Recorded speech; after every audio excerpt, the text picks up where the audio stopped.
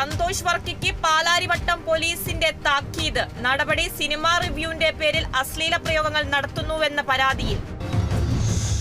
കണ്ണൂർ കൂത്തുപറമ്പ് പുതിയാണ്ടി ഫാത്തിമ നിര്യാതയായി. അന്തരിച്ചത് പാനൂർ നഗരസഭാ കൗൺസിലർ സീനത്തിന്റെ മാതാവ്. കണ്ണൂരിൽ കോൺഗ്രസ് നേതാവ് ബൈജു കൂരാറയുടെ 16ാം ചരമവാർഷികം ആചരിച്ചു. KSU പെരിങ്ങളം ബ്ലോക്ക് പ്രസിഡന്റായിരുന്നു ബൈജു. തൃശൂർ കാഞ്ഞാടിയിൽ മരിച്ച ബംഗാൾ സ്വദേശിയുടെ കുടുംബത്തിന് പഞ്ചായത്ത് അംഗത്തിന്റെ നേതൃത്വത്തിൽ സഹായഹസ്തം. ബ്രഹ്മപുരി സ്വദേശി ശരത്തിന്റെ കുടുംബത്തിനാണ് മണലൂർ പഞ്ചായത്ത് 6ാം വാർഡ് അംഗം ടോണി അത്താണിക്കലിന്റെ നേതൃത്വത്തിൽ സഹായം നൽകിയത്. ശുചീകരണ പ്രവൃത്തി അടക്കം ചെയ്തിരുന്ന ശരത്ത് നാട്ടുകാർക്ക് പ്രിയങ്കരനായിരുന്നു. കണ്ണൂർ കടവത്തൂരിൽ സൗജന്യ ഓർത്തോപീഡിയാട്രിക് ക്യാമ്പ് സംഘടിപ്പിച്ചു. ക്യാമ്പ് മൈത്രി സ്പെഷ്യൽ സ്കൂളിന്റെയും ബേബി മെമ്മോറിയൽ ആശുപത്രിയുടെയും സംയുക്താഭിമുഖ്യത്തിൽ.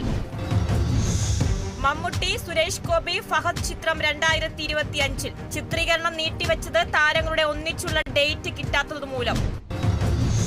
ആലപ്പുഴ നൂറനാട് പരബ്രഹ്മ ക്ഷേത്രത്തിന്റെ ആഭിമുഖ്യത്തിൽ പരബ്രഹ്മ വിദ്യാ ജ്യോതി പുരസ്കാരം നടത്തി.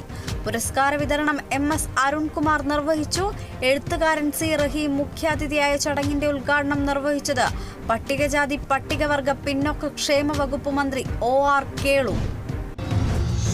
തിരുവനന്തപുരം തൂങ്ങാമ്പാറ ഇക്കോ ടൂറിസം പദ്ധതിയുടെ നിർമ്മാണോദ്ഘാടനം മന്ത്രി PA മുഹമ്മദ് റിയാസ് നിർവഹിച്ചു.